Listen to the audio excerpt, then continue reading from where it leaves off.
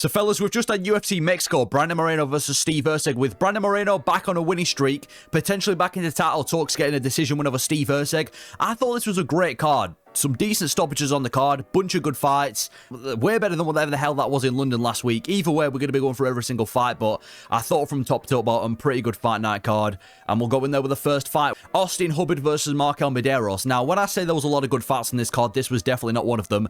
Marquel Mederos gets a pretty uneventful win over Austin Hubbard. It could have gone either way. The first, I mean, I will say this, Mederos was looking good on the feet. Austin Hubbard did with the better with the grappling. My main takeaways from this fight is that they both had their moments. Hubbard had his moments with the grappling. Mederos had his moments on the feet, but it was overall a boring-ass fight with not much to talk about. Mederos, I said this coming into the fight, he looked slick on the feet. His kicks were really good at range. His leg kicks, constant stance switching. But this guy, has he ever taken a grappling class in his life? His grappling's absolutely awful. Even when he was able to reverse Austin Hubbard, which I don't know how he was able to do, some of the decisions he was making, you know, he was trying to grapple with Austin Hubbard rather than stand back up and keep it in standing rage, and he was getting taken down easily. His grappling's awful. You give him a decent grapple, he's getting mauled. I did think Austin Hubbard won the fight. I'm not going to go out there and call it a robbery. I did pick Mederos to win. I thought Hubbard had done enough in the first, I think it was the first 2 rounds, to get the win because of the grappling, but giving him the win does nothing, so I don't blame him. Like, Austin Hubbard's now a bit of a journeyman in the UFC. He's a win-loss fighter. He doesn't finish his fights. He's boring, so they may as well cut him from the UFC roster, and if, you know, the right guy to give the win to was Mederos, because at least with Mederos, you can kind of build him up to be better, you know, give him some takedown defense. He's got potential. Austin Hubbard, he's just wasting money in the UFC. A 12 to win, 12 to show up. 12 to show, 12 to win contract that does nothing for the UFC. Cut him from the organization. Either way, boring fight to start off the card. And then we had Jamall Emmers versus Gabriel Miranda, one of them that I was confident we were going to get a knockout in. And Jamall Emmers delivers a knockout. A bit of a layup fight, I thought this was. You know, Gabriel Miranda, high-paced fighter, but not the best. Jamall Emmers gets quite a...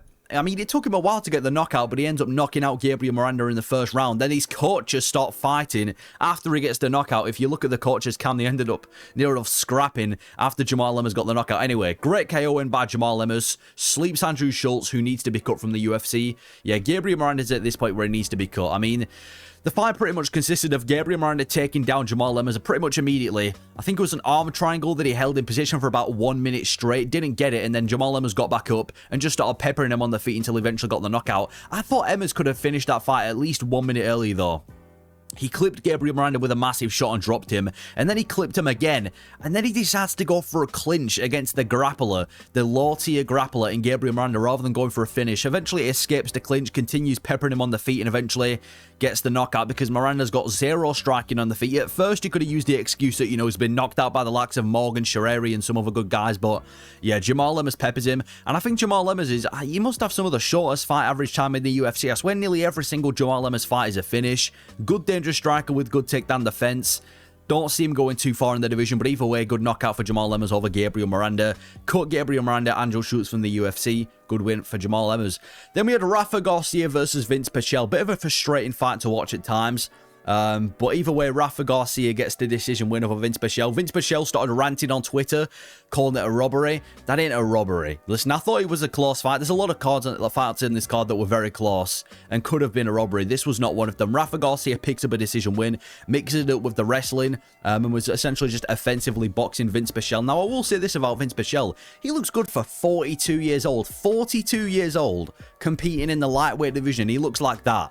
Like, we've got guys like Tony Ferguson, and we know how Tony Ferguson's looking nowadays. Vinc Pichel, veteran of the organization, he looks fairly competitive against these younger guys at 42. I don't think he's desperately needing to be cut from the UFC. I think you can get like a guy from the Contender Series, and Vinc Pichel has a chance of beating them because he does look good for his age. Garcia did a good job mixing it up with the grappling, but I thought he should have thrown more hands in this fight. Every single time Rafa Garcia backed Vinc Pichel against the cage and started peppering him with the 1-2, it would have success. He'd end up snapping the head back at Vinc Pichel, but he barely threw. He was constantly pressuring Vinc Pichel, didn't really throw much, and then when he did mix it up with the grappling, went to his advantage. I don't know if he slammed him in this fight. There was a lot of slams on this fight, especially in that Lupita Godinez fight, which we're going to get onto. But either way, good job from Rafa Garcia, mixing it up with the grappling and the striking. I thought he could have done a little bit more. And for Vinc Pichel, his boxing looked crisp in this fight, but all Vinc Pichel really has is boxing. That's all he has. He doesn't really use his kicks. He barely uses grappling. His defense isn't overly amazing, and that's why he's getting beaten. Not finished, but beaten by these quicker guys at the younger age in the 155-pound division. I thought it was another close but really fun back and forth scrap, especially that third round when they were both just swinging for the fences.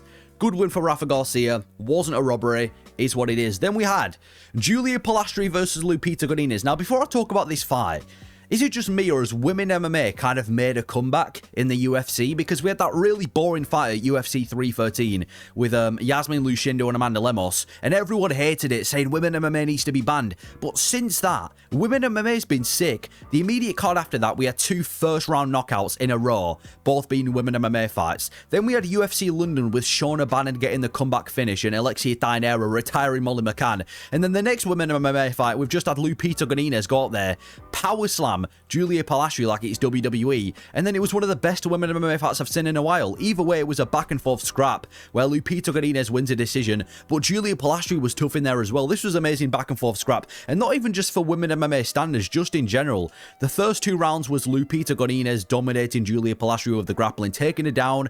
Like I said, power slammed her at one point, just controlling her. I actually thought she was going to get a finish, and it was looking pretty dominant. Even on the feet, Lupita Godinez was lighting up Julia Polastri, probably looking for a finish. And then in that third round, it seemed like Godinez, after dominating early on, it kind of gassed out a little bit, and Julia Polastri was still walking forward like a zombie. Half her face was falling off, but she was still just walking forward and actually started to pepper Lupita Godinez, putting her in dangerous situations. And then it got to the last 2 minutes where they were both just kind of there, swinging back and forth for the fences, had nothing left in the tank. But yeah, good win for good win for Lupita Godinez, back in the winning column, beat a lower level fighter in Polastri. But I will say Polastri's proved that she's still UFC worthy. Normally after taking a couple of losses in women MMA, you get cut from the UFC. But after that, listen, I'm not surprised if they give both these women a 50k bonus for that performance. Polastri's tough as nails, but good win through Lupita Godinez. I think maybe somebody like Amanda Ribas could be next, who just fought in a main event and lost. So good win for Godinez, and for Polastri, yeah, is what it is. Look tough. But I think we should throw 50k on this fight, because if we start giving fights like this in women MMA 50k, this might start a trend of women MMA fights actually being good. Because like I said before, since that terrible main card fight on UFC 313, every single women MMA fight has actually been entertaining since then. So maybe it's kind of like a new, not a curse, whatever the opposite is, like a blessing with women MMA. Anyway, Lupita Godinez, great win, good fight, one of the best fights on the card, potentially fight of the night. Then we had Melquizael Costa versus Christian Rodriguez. Yeah, Melquizael Costa, somebody to look out for. Wins a decision, another fairly close decision, but just did the better with the grappling. Every single time Christian Rodriguez swept him down, he'd reverse the grappling and get in better position, put him in a couple of tricky submission times, and his kicks on the feet for Melquizael Costa in his last 2 fights have looked amazing. That's 2 wins in 35 days, so just over a month. I don't know why I'm telling you that as if you didn't know this. Anyway, good win for Melquizael Costa. Yeah, this was a really fun grappling dogfight. I made a video about this the other day about how people always complain about grappling, and I get we can have boring grappling in the UFC, like we did in the first fight of the card. This was not one of those fights. I thought the constant reversals were fun. Every single time Christian Rodriguez got him in the clinch, he'd sweep him by the feet and then take the missed position, because Melquizael Costa would counter him and reverse him. I thought this was a really good fight. Not the holding against the cage, that was the boring part, but either way, I thought it was a pretty good good fight. And then even when they were not grappling, kind of in the clinch, you saw Melquizael Costa slashing him with elbows, Christian Rodriguez firing back. Great kickboxing from Melquizael Costa.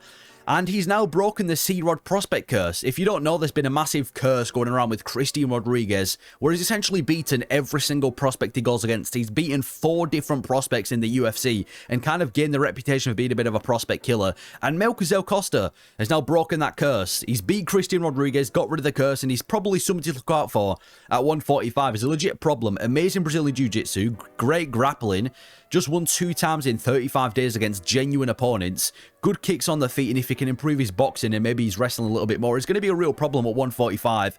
A good fight to look out for. And for Christian Rodriguez, I was kind of, I don't want to say bought on the hype, but he was somebody to look out for after his last win over Austin Bashi. I thought, man, you take away that loss to Julian Erosa, Christian Rodriguez is somebody to look out for. And now he's taking another loss, and it's frustrating how he's killed all of these prospects, and he can't even become a name for himself. Like, he killed off Raul Rosas Jr. I know he's kind of come back, and I'll talk about that later this card.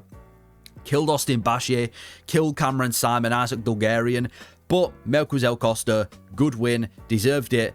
I'm not going to say get him somebody in the top 15, but definitely like a fight away from being ranked. But this was a good grappling fight. Then we had Ateba Gautier versus Jose Medina. Yeah, Gautier by KO must have been on everybody's parlay. Ateba Gautier is the new Francis Ngannou. Gets the knee, a brutal knee. That might be one of the most brutal knockouts I've seen in a while. Knees Jose Medina in the face after he's already wobbled and just puts him out cold, flatlines him there and then. Middleweight, you have a Francis Ngannou. This guy, and I'm not even just saying this, he might be the next kind of like Francis Ngannou of the middleweight division. He's one of these Cameroon athletic freaks, just like Francis Ngannou. Absolutely jacked up. Hits like an absolute truck. I think every single one of his wins are by knockout as well. Got a knockout on the Contender Series. Knocked out Jose Medina, who's known for having a good chin. I can genuinely see this guy going far. Maybe he gets out, outskilled by like a highly skilled fighter. But when it comes to athletic freaks, I can see Ateba Gautier going far in the UFC because at this point, at least in the middleweight division to heavyweight, all you need is good athleticism. Gautier is an athletic freak. Hits like a truck. Massive problem for the middleweight division. I can't wait to see him next. Probably it for Jose Medina. He's kind of had this whole thing where he taunts, not necessarily taunting, but he's always kind of, I guess it is taunting in every single one of his fights. He did it on the Contender Series too. Taunting only works if you win or if you're even good. You can't take a fucking ass whooping, start taunting your opponent, getting the crowd all worked up and then have nothing back to offer.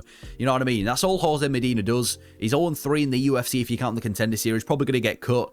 But yeah, good win for Ateba Gautier. Can't wait to see him next. This could be the next Francis Ngannou. We might be looking at this highlight of Ateba knocking out Jose Medina in a couple of years as he fights for a belt. Maybe I'm going to go too far, but either way, good win for Ateba Gautier. Then we had Ronaldo Rodriguez kind of getting fraud checked against Kevin Borjas. If I would have had to pick a lock of the card, it wouldn't have been Kevin Borjas. Gets the decision win in a career and a performance of a lifetime. This was a really good performance from Kevin Borjas. Just completely outclassed and outskilled Ronaldo Rodriguez as an underdog in enemy territory. He was locked in. If Ronaldo Rodriguez didn't have a chin of steel, he would have slept him multiple times. There was one point in the first round where he dropped him, kind of made Ronaldo Rodriguez do a bit of a roly-poly, got back up, and then he just started cracking Ronaldo Rodriguez's chin multiple times. And it seemed like Rodriguez had kind of learnt how to fight from UFC 4 or UFC 5, whatever the newest UFC game is.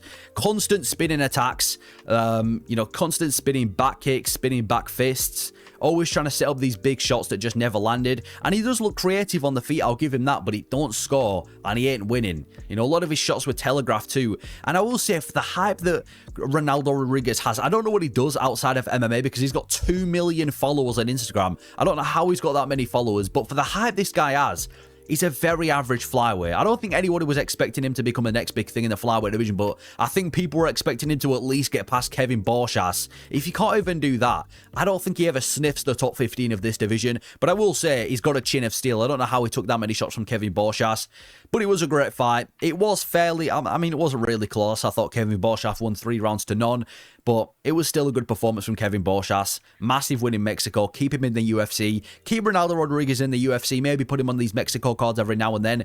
Still confused to how he has 2 million followers on Instagram. I don't know what he does. Maybe he's like a celebrity who fights. I'm not sure. Either way, good win for Kevin Borjas in this fight, getting the win over in enemy territory over Ronaldo Rodriguez. Then we had David Martinez, the doctor, knocking out Saiimon Oliveira brutally in the first round. I think it was another knee KO, was it? Yeah, it was another knee KO where he clips him with the right hand and then goes for the knee to the face and just sleeps Saiimon Oliveira. I will say there is a bit of a theme on this Mexican card of layups. You'll notice this. There's a lot of fights on this card where there was a lot of layups for certain fighters. This was one of them. David Martinez gets a good KO in the first round. Being a doctor might actually be the best base for MMA because I remember a couple of months back, I was watching UFC Macau and we had Ming Shi, another doctor, get a brutal KO in the first round. And now we've got David Martinez, a doctor, a surgeon, brutally KO Saiimon Oliveira in the first round. Maybe being a doctor is the best base for MMA, but great KO by Martinez. Looked very sharp on the feet throughout the fight, was clipping him with the boxing, the leg kicks were on point. Saiimon Oliveira couldn't really get going with anything and eventually found the KO, clipped him with the right hand, wobbled him, got the knee to the jaw, followed up by a bit of ground and pound. I think he's, 8-1 in his professional career, maybe 9-1 now. I think the majority of his wins are by knockout too. And he's one of the better Mexican prospects. I will say this about Mexico. There are a lot of kind of mid-Mexican fighters in the UFC where there's very few high-level fighters. You've got your Brandon Moreno, you've got your Yair Rodriguez, and apart from that, there's not really any proper Mexican fighters. David Martinez has potential to be one of them. Really crisp striking, got a good one knockout over Saiimon Oliveira. Again, was a bit of a layup, but either way looked really crisp and got a good win in the UFC by KO. And yeah, being a doctor might be the best base for MMA. Then we had Raul Rosas Jr. versus Vince Morales. I was said coming into this fight that Vince Morales, even though he's got a shit record, he's a pretty tough guy to put away if you watch his fights. And there was a few times in this fight where I was kind of worried for Raul Rosas Jr. I thought he was going to get submitted, but he gets the decision win. Good win for Raul Rosas Jr. Did the better in the striking exchanges that they had, but the majority of the fight was Raul Rosas Jr. with the grappling in control. But I will say, if anyone came close to finishing the fight, it would have been Vince Morales. My main takeaways from this fight is that, again, another amazing grappling matchup. I'm not going to say it was like a fight, you know, an absolute barn burner. You know, it was just a lot of control from Raul Rosas Jr. in submission attempts, but he had a bit of a story going to it. Raul Rosas Jr. dominating the majority of the fight with the grappling, you know, picking him up, slamming him, ragdolling him, which I didn't think I'd see Raul Rosas Jr. do out of everybody. But I thought it was over. Once Morales sunk in the first submission that was deep, I thought, oh shit, this is over for Raul Rosas Jr. Then he gets out, and then for the last 10 seconds of the third round, where Vince Morales sinks in the submission, I think it was a Darce choke, and Raul Rosas Jr. is there. His face is red. I was like, nah, this guy's going to get put to sleep before the final bell. Makes it to the final bell, wins the fight. Listen, I'm going to say this about Raul Rosas Jr. He's massively improving in every one of his fights, and it obviously makes sense because he's only 20 years old and debuted at 17 in the UFC. But listen, he's never going to be ranked in the top 15. I just don't think he's that skilled, but he's improving massively. He's obviously a problem when it comes to wrestling in this division. He's got some serious wrestling. He's shown that in all of his fights. Even in the Christian Rodriguez fight, his wrestling didn't even look too bad, and that's kind of aged well. So great win for Raul Rosas Jr. His stand-up is kind of basic. I mean, he was making it look competitive on the feet with Archie Long in his last fight, so his stand-up does need a bit of work, but he's 20 years old. He's had about 6 fights in the UFC now. He's improving in every single one of his fights. Good win for Raul Rosas Jr. Now, even though Vince Morales, I think, when was his last fight? It must have been like a month ago when he fought the other dude, Jacoby Smith. He's probably going to get cut from the UFC. This, again, looked like a bit of a layup for Raul Rosas Jr. when you look at it on paper. I don't know why the UFC were trying to give Mexico so many big wins. In fact, it does make sense because the last Mexico card we had at UFC No Share, nearly every Mexican lost. But either way, good win for Raul Rosas Jr. Then we had Edgar Chairez get another really good win in this card over CJ Vergara. Submitting him in the very first round, basically knocking him out and submitting him in the same fight. Yeah, he knocked him out and submitted him in the same fight, clipped CJ Vergara, and then he kind of pointed at him or whatever it was, rather than going for the finish. Eventually goes for the finish. It kind of seemed like the first shot that he landed on CJ Vergara, CJ kind of buckled up, and I'm not going to say he decided to quit, but it seemed like he could have had more fight in him, and then he just kind of curled up in a ball. Edgar Chairez decided not to go for the ground and pound and just got a submission instead. So massive performance from Edgar Chairez. Got a bit emotional after the fight. Not me, I'm talking about Chairez, but he looked amazing in this fight. And I think that was only 2 wins in the UFC for him now, but he's back on track. He did look sharp and potentially go far in the flyweight division. Yeah, Vergara's probably done now in the UFC, you know what I mean? He's lost the vast majority of his fights. He's on a 3-fight losing streak, 2 of them by first round finish. Probably done, but good win for Edgar Chairez. Not really much to say because he's not like a top flyweight. Another one of these flyweights like a Ronaldo Rodriguez that I think he could have fun fights, but I don't think he's ever going to be ranked because it's just too competitive of a division. But good win for Edgar Chairez. And then we had the co-main event, Manuel Torres versus Drew Dober. If there was a fight where you're going to predict a knockout, it was going to be this one. We've got to stop betting on Drew Dober, man. I thought he was going to get this one done. I thought he was going to pull through and get the finish. Just doesn't. Manuel Torres gets the KO in the first round. Every single shot that Manuel Torres throws is with vicious intent, man. Throws to kill every single time. Gets the KO in the first round. I forgot what it was that clipped Drew Dober. I think it was a right hand that it clipped him with. And then Drew Dober gets the leg, and then he just starts slashing him with ground and pound. I was getting bad kind of flashbacks of kind of like Curtis Blades, Shelton Almeida mixed with Jalin Turner and Bobby Green, where there's about 20 unanswered shots, and then Drew Dober decides to stand up immediately after he got knocked out, kind of wobbling towards Manuel Torres, not knowing where he was. But yeah, this is a massive win for Manuel Torres. He's 5-1 in the UFC, lost to Bahamondes, which is aged well, just knocked out Drew Dober. He called for a shot at the top 15. Wait your turn, pal, all right? We've got Yoel Alvarez, we've got Ferezzi, and we've got Ludovic Klein, who are waiting to get ranked in the top 15. You can't just beat Drew Dober, who's, you know, one of the chinniest. Listen, I'm not trying to make a chin joke or anything, but he is one of the chinniest fighters in the UFC, or at least in the lightweight division, and you don't get a top 15 fight for that, but he looked good. I think he's at least 1 win away from the top 15. Yeah, Drew Dober had no clue where he was, got knocked out, stood back up, was wobbling all over the place, and was kind of just pattering towards Manuel Torres. Referee waves it off, and Drew Dober starts throwing a fit, but it's always going to be a banger when these two are fighting. They're two guys who are kill or be killed. Manuel Torres, every single one of his fights in the UFC, I believe, has ended by stoppage. He got knocked out by Mahamondes. Every other one of his wins are by finish. And Drew Dober's Drew Dober. Hard hitting. Kind of like a Michael Chandler if he had slightly better boxing, slightly better fight IQ, but maybe lower on the other attributes. Good win for Manuel Torres, though, knocking out Drew Dober. Tough career spot for Drew Dober, man, because he was obviously riding that 3-fight winning streak, and then he lost to, what's his name, Matt Frivola, beat Ricky Glenn, and now he's lost his last 3, but he's lost them to pretty decent opponents. I've got a certain matchup I think would make a lot of sense, and I'd love to see Drew Dober in, which will be in the matchmaking video tomorrow, but either way, good win for Manuel Torres. And then we had the main event, Brandon Moreno versus Steve Erceg. Moreno gets a decision win over Steve Erceg, as I predicted. It was a fairly competitive fight on the feet for 25 minutes straight. Moreno having his moments, having the bigger moments on the feet, outlanding Steve Erceg, even though I think from an optical perspective, it might look like Erceg could have won the fight because he was throwing a lot more, he was pressuring Moreno, but when it came to landing, yeah, Brandon Moreno was significantly outlanding Steve Erceg in this fight and got the win, and we're probably going to end up seeing Brandon Moreno versus Alejandro Pantoja part 4. I know we've said it 3 times already, and Brandon Moreno's lost every single one of them, but I still think there's a chance that Moreno could win a 4th one, because let's be honest, the 3rd fight was very close.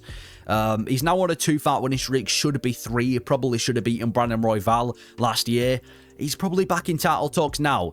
I don't want to see him get an immediate title shot against Pantoja for 2 reasons. I would like to see Pantoja move up and go against Merab. I think that's a super fight he can make. Or at least do like a Pantoja versus Fresh Blood, like Manel Cap, for example. I know we beat Manel Cap a few years ago, but when I talk about Fresh Blood, I'm talking about the new version of Manel Cap. But either way, anyway, this fight alone, this is one of the highest level striking matchups you'll see for a while, man. 2 flyweights going at it. Steve Erceg proving that he's still like a top contender, and he's in a tough spot, is Steve Erceg, because he's lost his last 3 fights. 2 of them were really competitive, though. He lost to the champion Pantoja in a super competitive fashion. He's lost to Brandon Moreno in super competitive fashion. Obviously got knocked out by Kakara France. So his last 3 fights are all top opponents, 2 of which were competitive. So you kind of feel bad if you're going to give him like a lower level flyweight who's on the come up, but at the same time, you can't really keep giving him top fighters just because he looks good when losing.